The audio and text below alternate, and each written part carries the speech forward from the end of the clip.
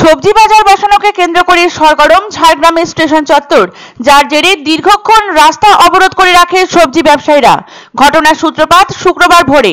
সবজি ব্যবসায়ীরা যখন রেলের জায়গায় বসতে আসে তখন আরপিএফ এর তরফ থেকে তাদের বাধা দেওয়া হয়।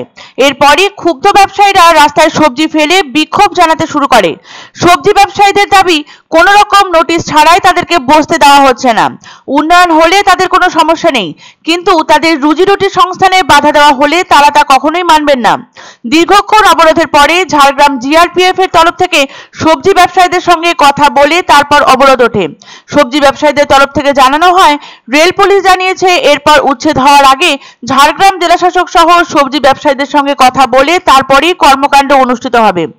দীর্ঘদিন ধরে রাস্তার উপর বাজার বসায় শহর জুড়ে যানজট হচ্ছিল বলে অভিযোগ।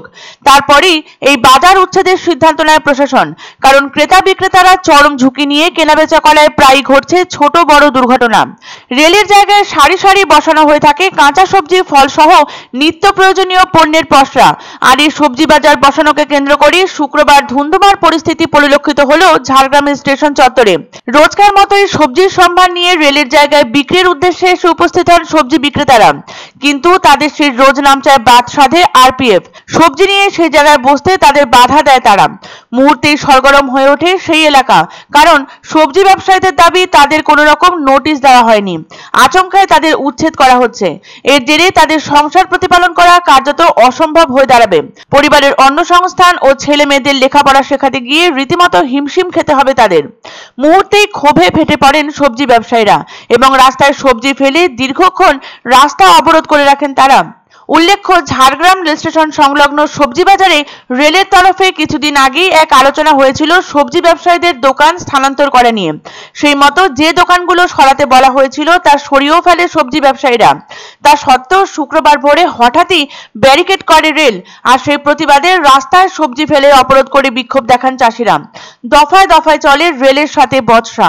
রেলের তরফ থেকে বলা হয়েছে রেলের জায়গাটুকু ছাড়তেই হবে তাদের, অথচ রেলের যে জায়গার মধ্যে সবজি বিক্রেতারা বিগত 50 বছর ধরে ব্যবসা করছেন, তাদের অভিযোগ যে তাদের স্থায়ী কোনো জায়গা দেওয়া হোক, যাতে তারা সবজি বিক্রি করে সংসারের ভরণ পোষণ করতে পারেন। কিন্তু তাদের নির্দিষ্ট কোনো জায়গা আজ অবধি দেওয়া হয়নি, তার আগেই তাদের উচ্ছেদ করা হচ্ছে।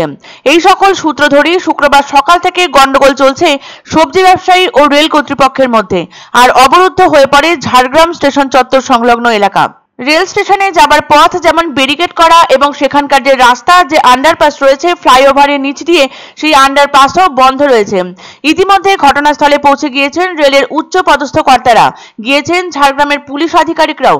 সবজি বিক্রেতাদের দাবি, রেলের উন্নতিকল্পে যদি তাদের উচ্ছেদ করা হয় তাহলে তাদের আপত্তি নেই, কিন্তু তাদের কর্মহীন করে দেওয়ায় যদি রেল কর্তৃপক্ষ তথা প্রশাসনের উদ্দেশ্য হয় তাহলে তারা তা মেনে নেবেন না, কারণ এ নিয়ে তাদের কোনো বিজ্ঞপ্তি দেওয়া হয়নি, করা হয়নি পুনর্বাসনের ব্যবস্থা। তবে রেল পুলিশ জানিয়েছে পরবর্তীতে উচ্ছেদ কর্মসূচি গ্রহণের পূর্বে সবজি ব্যবসায়ী ও ঝাড়গ্রাম জেলাশাসকের সঙ্গে সুষ্ঠু আলোচনা করে তবেই তা বাস্তবায়িত করা হবে। আমরা চাইছি আমাদের একটা পুনর্বাসন দেওয়া হোক। পুনর্বাসন দিয়ে এই যে এখানে ওনারা বলছে আমরা উন্নয়নের সাথে আছি, কিন্তু এখন যে এইভাবে যে উন্নয়ন যদি হয়, আজকে একটা আড়তে 5000 চাষি থাকে, তাহলে এতগুলো আড়তের কত চাষি, কতগুলো ফ্যামিলি হতে পারে, তাহলে মানুষজন কি করে খাবে না? তাহলে কি চুরি করবে মানুষ?